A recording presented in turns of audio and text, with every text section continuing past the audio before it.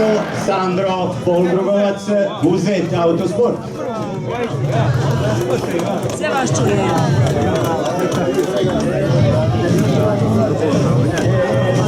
Povjetničari se malo spori, ali doćete im, jel?